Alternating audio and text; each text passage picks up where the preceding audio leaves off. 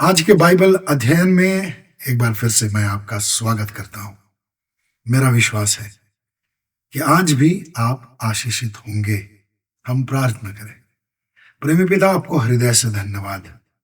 Bible के रूप में आपने हमें महान आशीष दी है और इसके वचन के द्वारा हम लगातार आपके प्रेम में बढ़ते जा रहे हैं। आपका वचन हमारे पांव के लिए दीपक, हमारे मार्ग के लिए उजियाला सिद्ध होता रहा है। सारा आदर सम्मान हम आपको देते हैं। प्रेमी पिता, हम यीशु के नाम से मांगते हैं, हमारे सारे पापों को, अपराधों को क्षमा कीजिए और आज की बाइबल स्टडी को आशीषित कीजिए। जितने लोग इस कार्यक्रम से जुड़ेंगे वे बहुत आयत की आशीष पाएं। उनके हृदयों को पहले से तैयार कीजिए, उनकी आंखें खोलिए, आपका वचन उनके हृदयों से बातें करें और आज के टॉपिक के आधार पर उनके जीवन में और अधिक सुधार हो और अधिक आपकी आशीष प्रवेश करने पाए। और जो गीत मैं आपकी महिमा के लिए गाने जा रहा हूं, उस गीत के द्वारा भी लोगों का हृदय छुआ जाए और लोग आपके और अधिक करीब अपने आप को महसूस करें। मैं अपने आप को, अपने हृदय, अपने विचार, अपनी जुबान को आपके हाथों में सौंपता हूं। प्रेमी पिता, मेरी सहायता कीजिए ताकि आपकी इच्छा के अनुसार मैं बोल सकूं और सब लोगों को लाभ हो। प्यारे पवित्र आत्मा, एक एक श्रोता को, दर्शक को मैं आपके हाथ में सौंपता हूं, यीशु के नाम में, आमीन।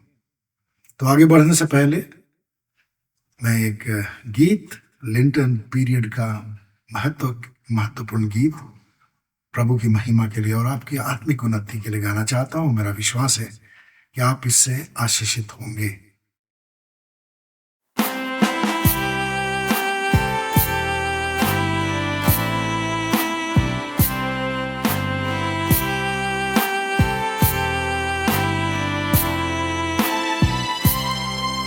यीशु के घावों से रकुल एक सोता बहता है, जो पापी उसमें करे स्नान निर्दोष हो जाता है,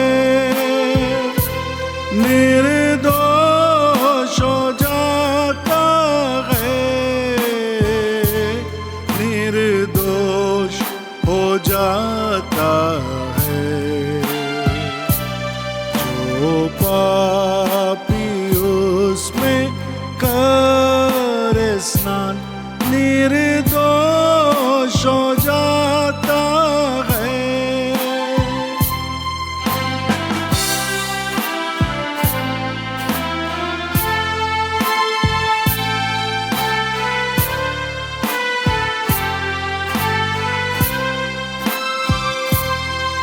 ओ मरता डाकू यह प्रवाह देकर आनंदित था,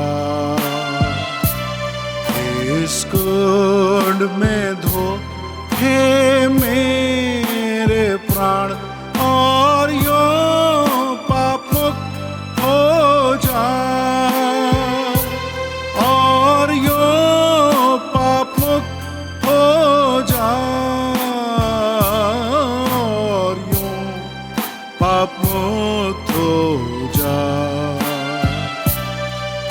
इस कुंड में धो हे मेरे प्राण और यो पाप मुक्त हो जा।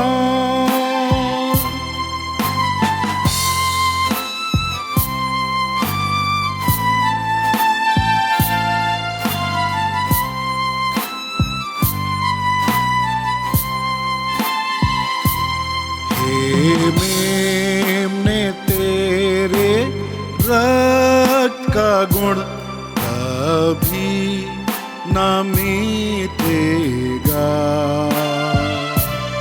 और उसका यश और सुबखान सदा लो रहेगा, सदा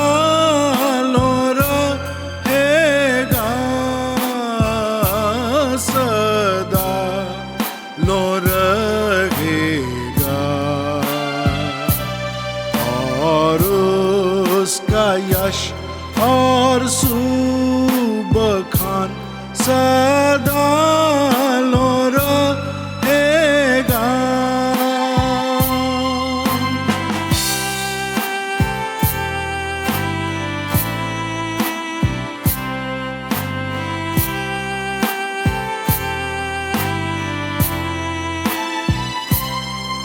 विश्वास कर जब से देखता हूँ इस दोषिन रुधिर को,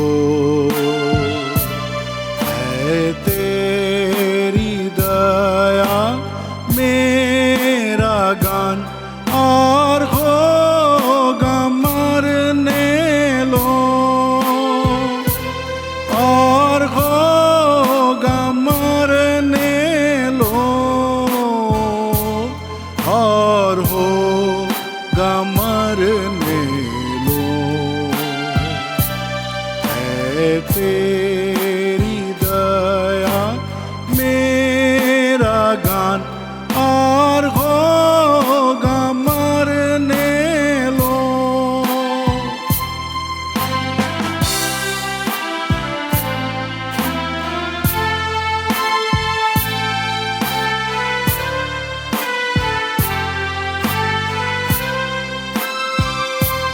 मैं अधिक मीठे रागों का तब करूँगा आलाप, जब गोर में यही तोतली जीभ हो जाएगी चुपचाप, हो जाएगी चुपचाप,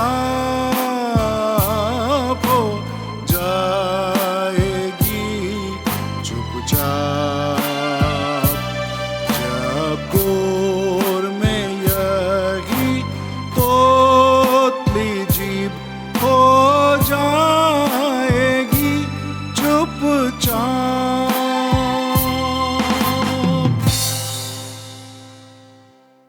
प्रभु को बहुत बहुत धन्यवाद कि हम एक विशेष सीजन से गुजर रहे हैं, लिंटन सीजन, और इस समय लोग प्रभु को कुछ ज्यादा ही ढूंढते हैं।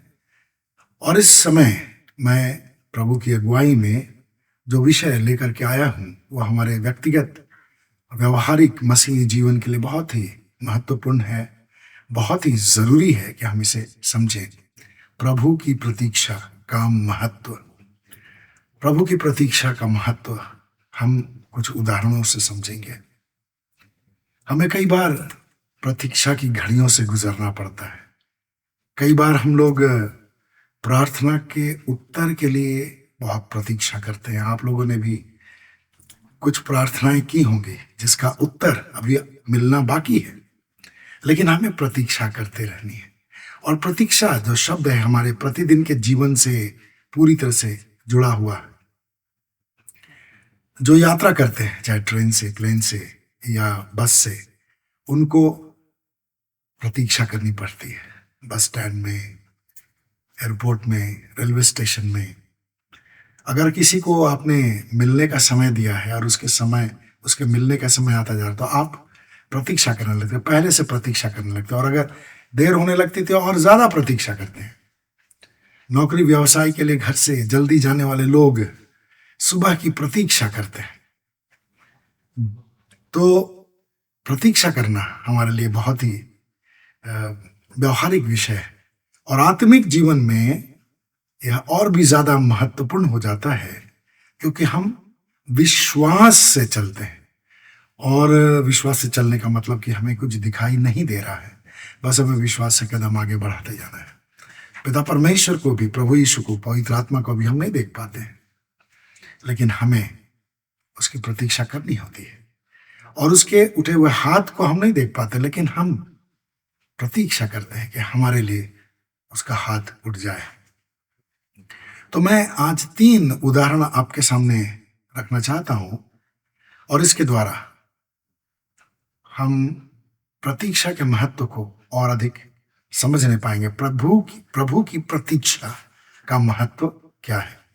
सबसे पहला उदाहरण मैं मूसा के जीवन से लेना चाहता हूं, और यह निर्गमन की पुस्तक अध्याय 24, 15 और 16 पद के आधार पर।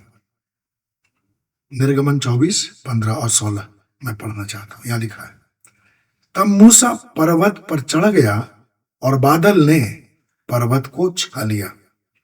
फिर यहोवा की महिमा सीनै पर्वत पर ठहर गई और बादल उस पर 6 दिन तक छाया रहा। तब 7वें दिन उसने मूसा को बादल के बीच से पुकारा। परमेश्वर का धन्यवाद हो। मूसा के जीवन से हमें बहुत प्रेरणा मिलती है, बहुत सारी बातें हम सीखते हैं, और मूसा के जीवन से हम आज ये भी सीखेंगे कि किस प्रकार और क्यों परमेश्वर की प्रतीक्षा करनी चाहिए।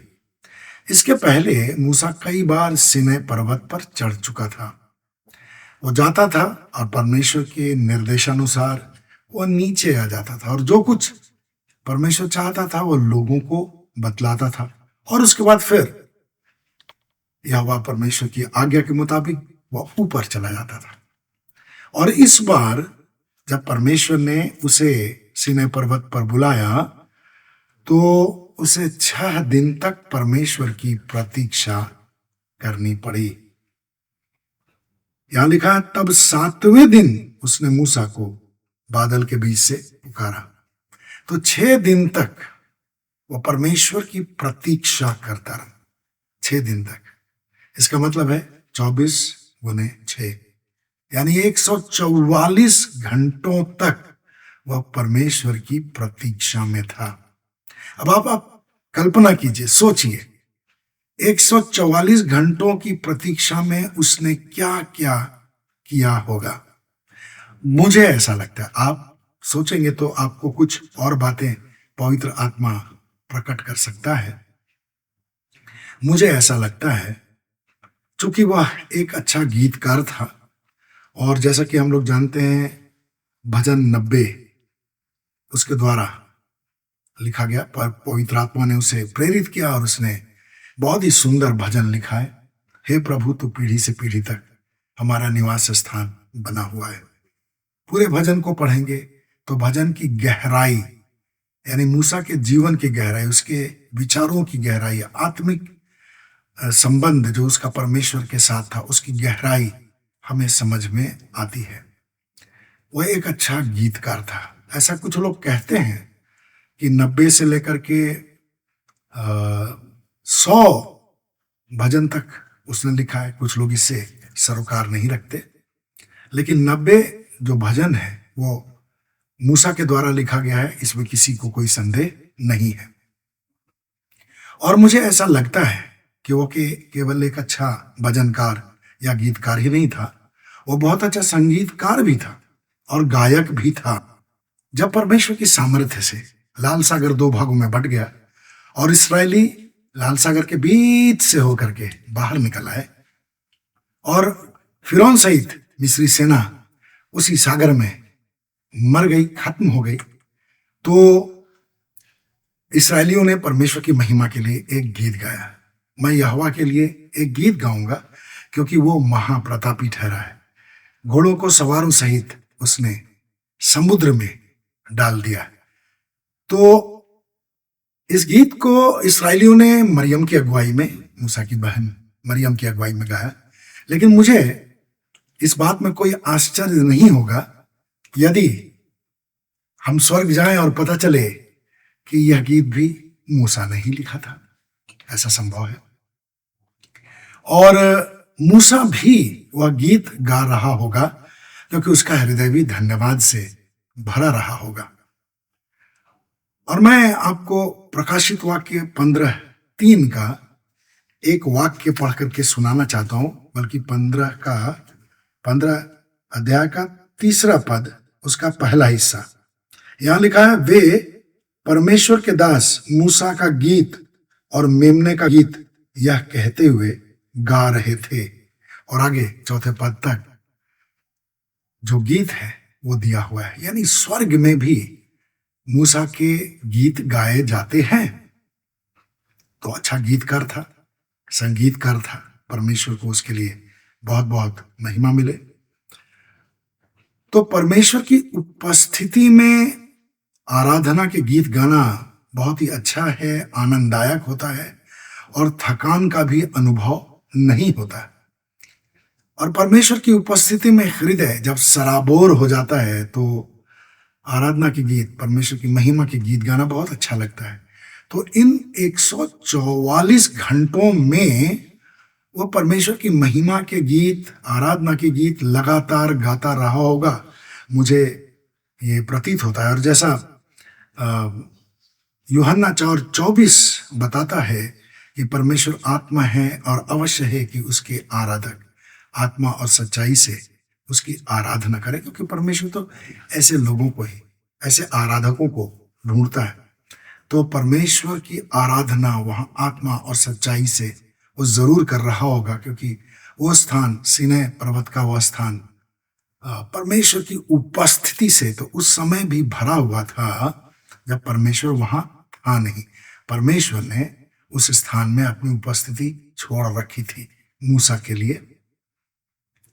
और मुझे ऐसा भी प्रतीत हो रहा है, पवित्र आत्मा मुझे यह कहने के लिए प्रेरित कर रहा है कि इससे पहले जो कुछ परमेश्वर ने मूसा से कहा उस पर भी वो मनन कर रहा था। तो यह काम बहुत अद्भुत है, परमेश्वर के वचन पर मनन करना बहुत ही अच्छा है। और जब परमेश्वर की उपस्थिति में कोई व्यक्ति होता है तो उसे परमेश्वर का वचन भी याद आता है। तो यह बात मूसा के साथ भी रही होगी। इसके अलावे वो परमेश्वर को बहुत धन्यवाद का बलिदान चढ़ा रहा होगा। वो अपने उन वर्षों को याद कर रहा होगा जो उसने राजमहल में, फिरौन के राजमहल में बिताए थे। और उसके बाद एक राजकुमार की हैसियत से जो दिन उसने बिताए, और किस कमी या गलती की वजह से या किस कदम की वजह से, किस कार्य की वजह से उसे वहां से भागना पड़ा, सारी बातें उसे याद आ रही होंगी। और उसे यह भी याद आ रहा होगा कि किस प्रकार वह अपने ससुर यत्रो की भेड़ बकरियां चराया करता था और कैसे परमेश्वर ने उसे पूरे पर्वत पर दर्शन दिया, बातें की। ये सारी बातें वो याद कर रहा होगा और इन सारी बातों के लिए धन्यवाद का बलिदान चढ़ा रहा होगा। और जैसा कि भजन संहिता 50:14 और 23 में लिखा है, परमेश्वर को धन्यवाद का ही बलिदान चढ़ा। जो धन्यवाद का बलिदान चढ़ाता है वो मेरी महिमा करता है। तो मूसा के हृदय में, मूसा की आत्मा में ये बात जरूर घर कर गई होगी कि उसे परमेश्वर को धन्यवाद का बलिदान चढ़ाना होगा।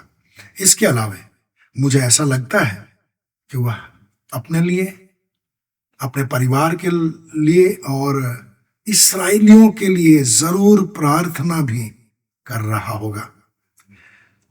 आज हम जब इस विषय को देख रहे हैं, प्रभु की प्रतीक्षा करने के विषय को, तो मैं आपको उत्साहित करना चाहता हूं कि हमें भी प्रभु की प्रतीक्षा के लिए और अधिक गंभीर होना चाहिए। अगर मैं ये कहूं कि इस पृथ्वी पर प्रभु की प्रतीक्षा करने वाले विश्वासियों की संख्या बहुत ही कम है, तो संभवतः मैं गलत न ठहरूंगा, क्योंकि जहां तक मेरी जानकारी है, बहुत से मसीही प्रभु के साथ जो सहभागिता करते हैं वो आजकल के समान, आजकल का जो पैटर्न है खाने पीने का, फास्ट फूड कल्चर जो है, उसी के समान प्रभु की प्रतीक्षा भी करते हैं। जैसे जैसे हम आधुनिक होते जा रहे हैं, बहुत सारे पारंपरिक कार्यों को निपटाने के लिए बहुत सारे नए तरीके हम अपनाते जा रहे हैं और पारंपरिक तरीका पीछे छूटता जा रहा है।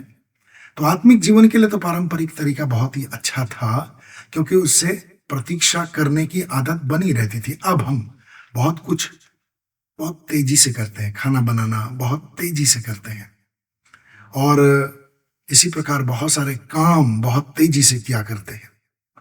तो जिस प्रकार सांसारिक कार्यों को जल्दी जल्दी निपटाने की आदत हमारे अंदर होती जाती है, तो वो हमारे स्वभाव में भी आ जाता है। बहुत से मसीहों के स्वभाव में वही बात आ जाती है, और आराधना को भी जल्दी जल्दी निपटाने के लिए बहुत सारे मसीही प्रयत्नशील हो जाते हैं, क्योंकि उनके जीवन में बहुत तरह की बातें शामिल हो जाती हैं और वे बिजी रह जाते हैं, बिजी हो जाते हैं।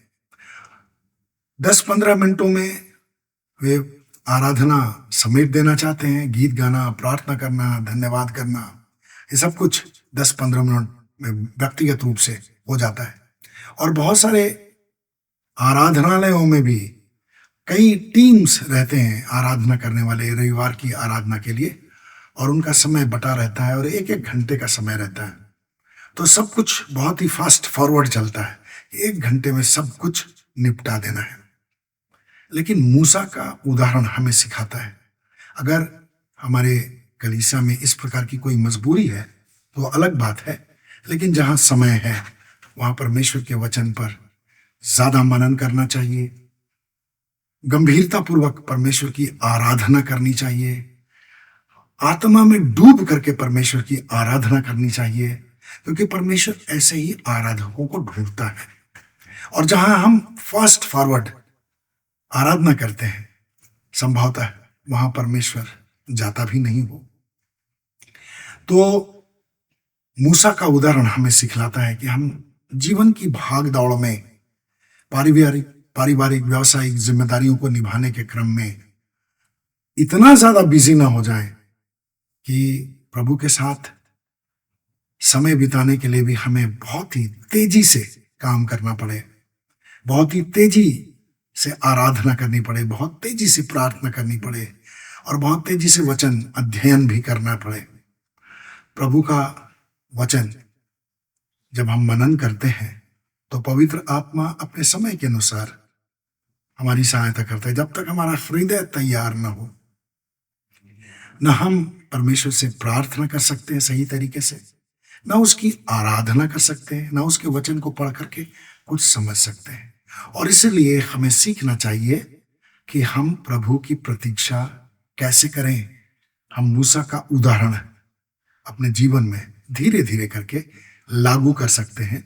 मूसा ने तो 6 दिन तक परमेश्वर का इंतजार किया, 7वें दिन परमेश्वर ने उससे बातें की। संभव है कि हमें इतना लंबा इंतजार न करना पड़े, लेकिन हर दिन जब तक हम प्रभु की उपस्थिति को महसूस न कर लें, तब तक हमें प्रार्थना में बने रहना चाहिए, वचन पढ़ते रहना चाहिए, और परमेश्वर की आराधना के द्वारा परमेश्वर की उपस्थिति ज्यादा से ज्यादा प्राप्त करने की कोशिश करनी चाहिए। तभी जाकर के हम प्रभु की प्रतीक्षा करने का महत्व समझ सकते हैं। दूसरा उदाहरण हम देखेंगे यहोशू के जीवन से। निर्गमन अध्याय 24, 13 और 14 पद मैं पढ़ना चाहता हूं। यहां लिखा है, अतः मूसा अपने सेवक यहोशू के साथ उठकर परमेश्वर के पर्वत पर चढ़ गया, परंतु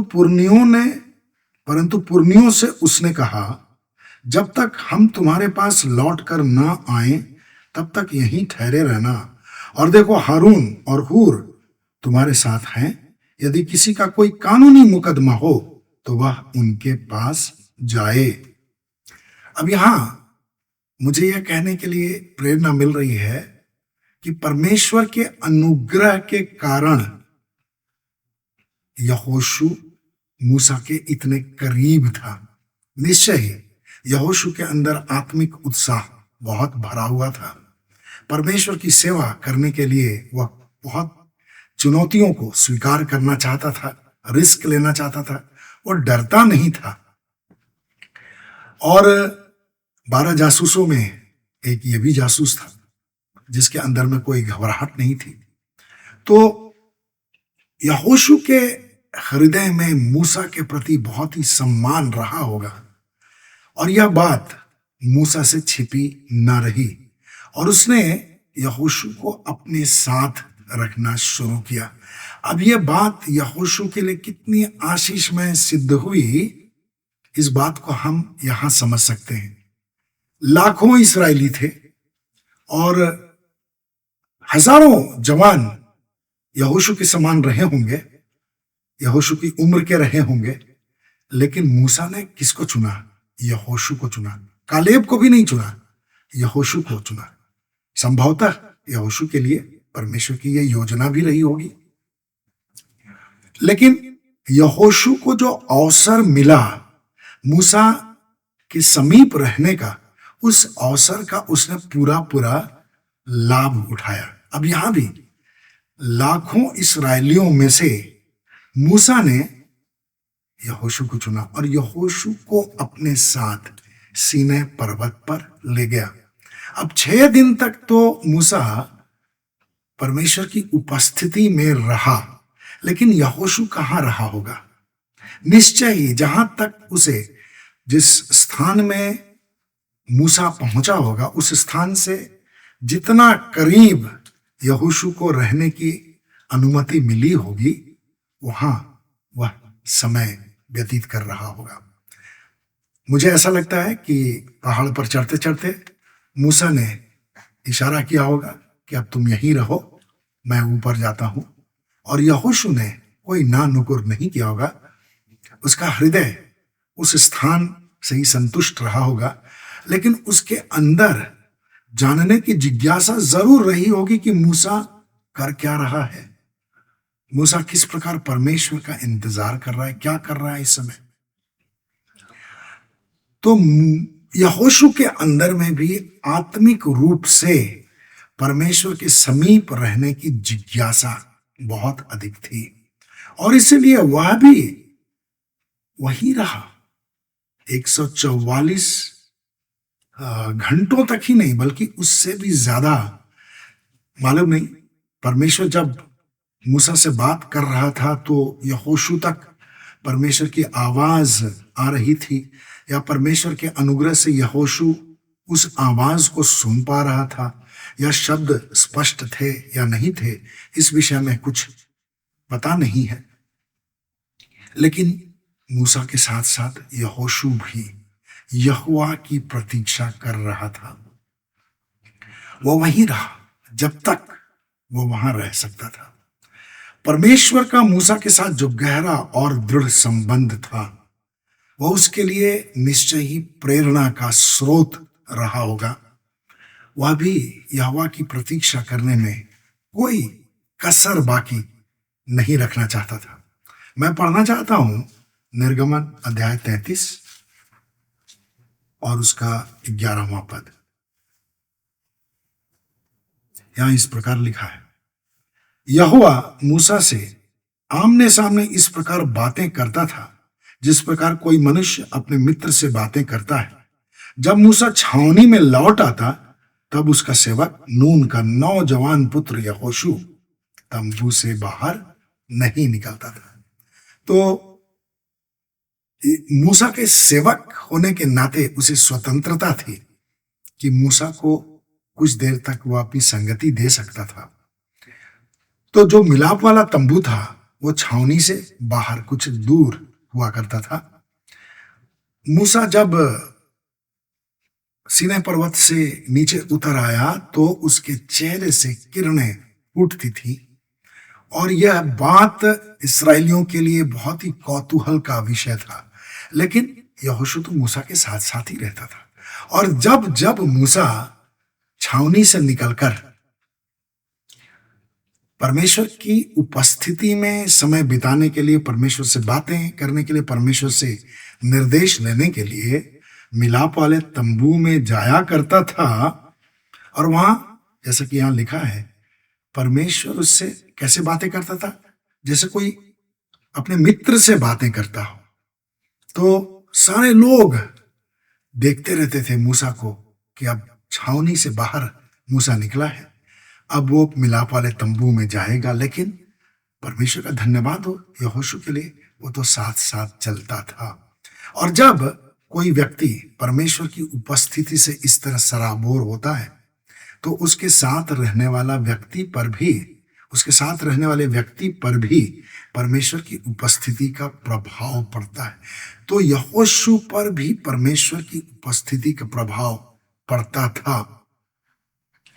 और यहोशू मूसा के साथ छावनी से निकल करके मिलाप वाले तंबू में जाता था, और एक समय के बाद मूसा वहां से निकल करके बाहर आ जाता था। लेकिन अब यहोशू के अंदर में परमेश्वर के साथ समय बिताने की इतनी अद्भुत लालसा थी कि वो अपने स्वामी को छोड़ दिया करता था। मूसा वहां से अकेले आता था, और मूसा को मालूम रहा होगा कि यहोशू क्यों उसके साथ वहां से बाहर नहीं आना चाहता है, तो वह यहोशू पर ज्यादती भी नहीं करना चाहता होगा। और मूसा की ओर से जब यह स्वतंत्रता यहोशू को मिली तो उसने इस स्वतंत्रता का भी पूरा पूरा इस्तेमाल किया। यहोशू के पास यह सुविधा थी, अवसर था, उसने इस अवसर का पूरा पूरा इस्तेमाल किया। यहोवा की प्रतीक्षा करना, मूसा तो यहोवा की प्रतीक्षा करता ही रहता था। यहोशू ने मूसा से यह बात सीखी कि किस प्रकार उसे यहोवा की प्रतीक्षा करनी चाहिए। अद्भुत बात है। हमें मूसा के जीवन से भी यह बात सीखनी चाहिए, और यहोशू के जीवन से भी यह उदाहरण अपने हृदय में उतारना चाहिए कि किस प्रकार यहोशू ने अपने लिए उपलब्ध सभी अवसरों का इस्तेमाल किया, जो सुविधा उसके पास थी उसका इस्तेमाल किया। हमारे पास जो भी सुविधा है उसका हमें इस्तेमाल करना चाहिए। आपके साथ अगर प्रभु के ज्यादा विश्वासी लोग जुड़े हुए हैं, इनके साथ आप संगति कीजिए। अगर आप संगति करते हैं, एक दूसरे को उत्साहित करते हैं साप्ताहिक रूप से, मासिक रूप से, तो यह बड़ी ही अच्छी बात है। आप इसको जारी रखिए, क्योंकि हम एक दूसरे को इस तरह से उत्साहित करते रह सकते हैं। जिस प्रकार मूसा के द्वारा यहोशू उत्साहित होता था, उसी प्रकार अच्छे विश्वासियों के द्वारा, ज्यादा गंभीर विश्वासियों के द्वारा छोटे विश्वासी भी जो कम गंभीर हैं उत्साहित किए जाते हैं, और वे भी आगे बढ़ने के लिए आत्मिक जीवन में प्रेरित किए जाते हैं।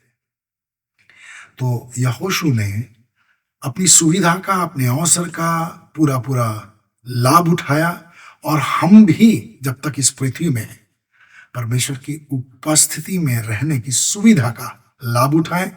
जब भी हमें अवसर मिले, अपने से ज्यादा दृढ़ विश्वासियों के साथ संगति करने का हमें करना चाहिए, और हम प्रभु के साथ संगति करें, जिससे हम और अधिक प्रभु की प्रतीक्षा करने के लिए तैयार होते चले जाएं। मैं तीसरा उदाहरण राजा दाऊद के जीवन से देना चाहता हूं।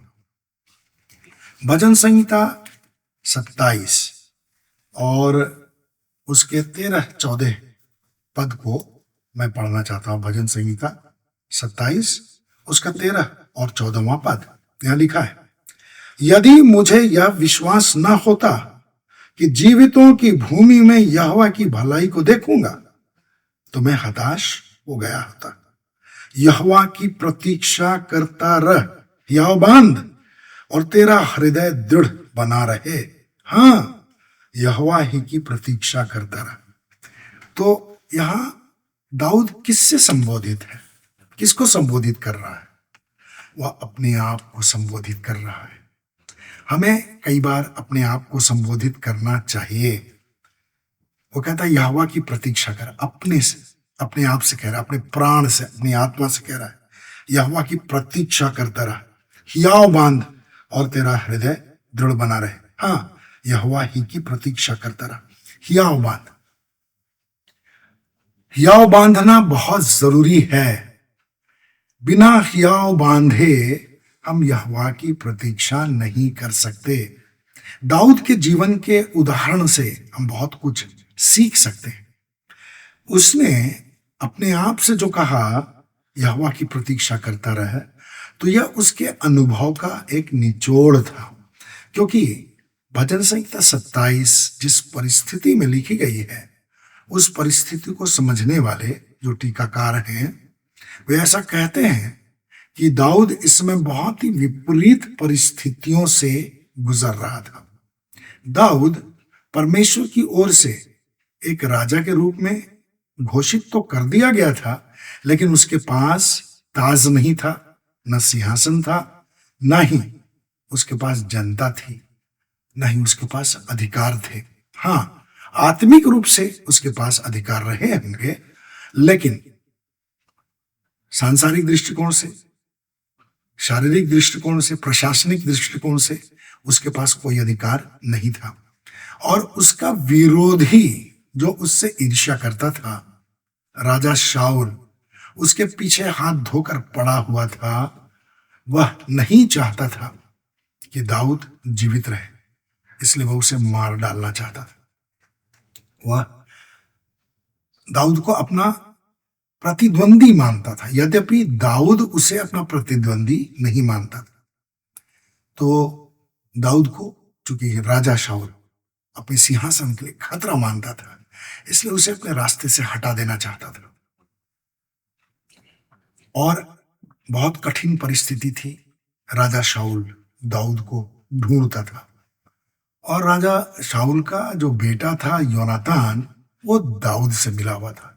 अपने पिता की बहुत सारी बातें वो बताता रहता था। और इसके अलावे और भी कुछ लोग रहे होंगे जो दाऊद को खबर देते होंगे कि राजा शाऊल तुम्हारे बारे में ऐसी बातें करता है। तो यह परिस्थिति बहुत ही कठिन थी, और इसलिए उसके पास केवल एक ही सहारा था, यहोवा की प्रतीक्षा, हियाव बांधना उसके लिए बेहद जरूरी था।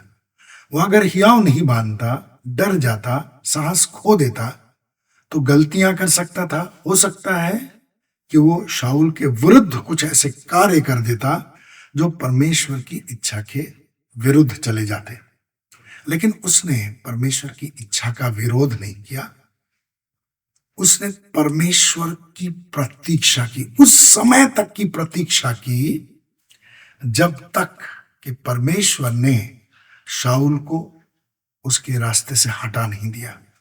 शाऊल राजा था, लेकिन उस समय तक वह इंतजार करता रहा जब तक कि उसका रास्ता साफ न हो जाए, परमेश्वर उसके लिए वह काम न कर दे।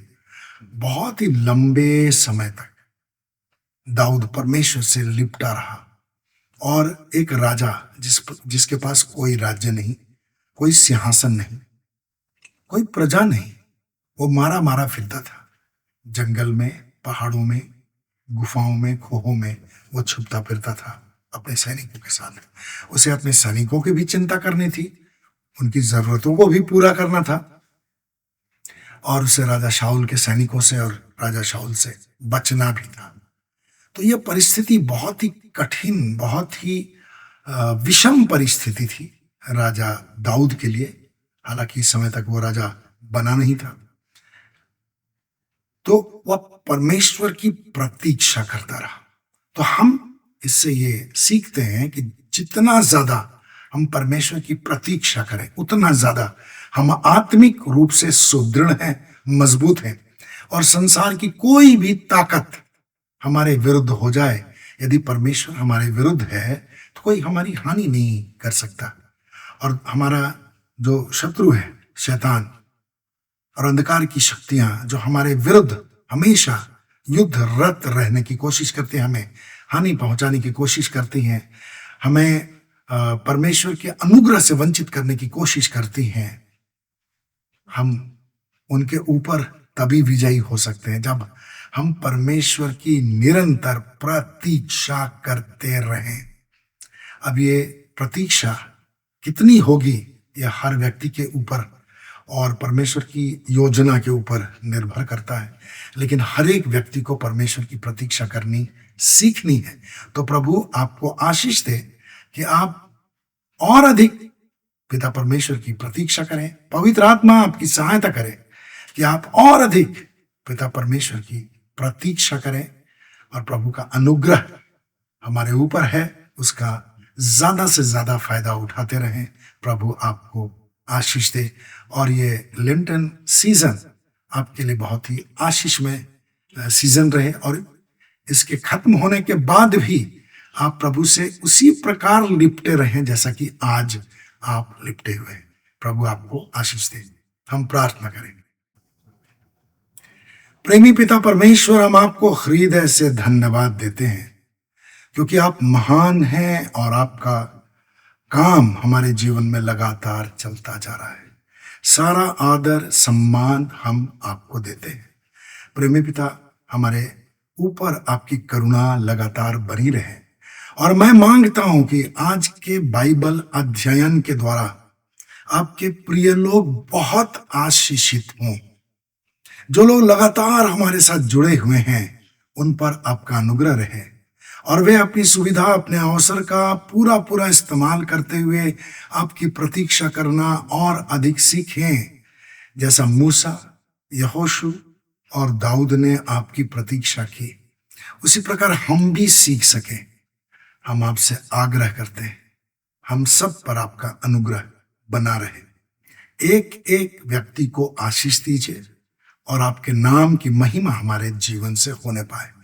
जिन लोगों ने हमारे लिए प्रार्थनाएं की हैं और लगातार प्रार्थना करते हैं, उनको आशीषित कीजिए और सब लोगों को अपने नाम की महिमा के लिए विश्वास में उन्नत कीजिए। जिन लोगों के परिवार के सदस्यों में किसी प्रकार की समस्या है, जो किसी समस्या से गुजर रहे, व्यक्तिगत रूप से या पारिवारिक रूप से, बीमारी से या आर्थिक समस्या से या किसी और समस्या से, उन पर आपका अनुग्रह होने पाए और इस प्रार्थना के दौरान लोगों के हृदयों में अपने अनुग्रह के द्वारा अपनी शांति उंडेले, उनको छुए, उन्हें आशीष दे। जितने लोग हमारे साथ जुड़े हुए हैं सब आत्मा में उन्नत होते चले जाए। कमेंट्स लिखने वालों को, लाइक करने वालों को बहुत आयत की आशीष दीजिए। जिन्होंने सब्सक्राइब किया है और जो हमारे साथ लगातार इस कार्यक्रम से जुड़े हुए हैं उनको आशीष दीजिए। मैं एक एक जन को आपके चरणों में लाता हूं और जो हमारे कार्यक्रम को दूसरों के साथ शेयर करते हैं उनको भी आशीष दीजिए, ताकि आपकी महिमा सब लोगों के जीवन पर लगातार उंडेली जाए और आपके नाम की बड़ाई हो। हम आपको और अधिक करीब से जानने पाए, हम आपके और अधिक करीब होते चले जाएं। सारी महिमा आपको देते हैं और होने दीजिए कि यह लेंटन सीजन हर एक व्यक्ति के लिए, हर विश्वासी के लिए, हमारे सभी श्रोताओं, दर्शकों के लिए आशीषमय ठहरे। यीशु के नाम से आमीन।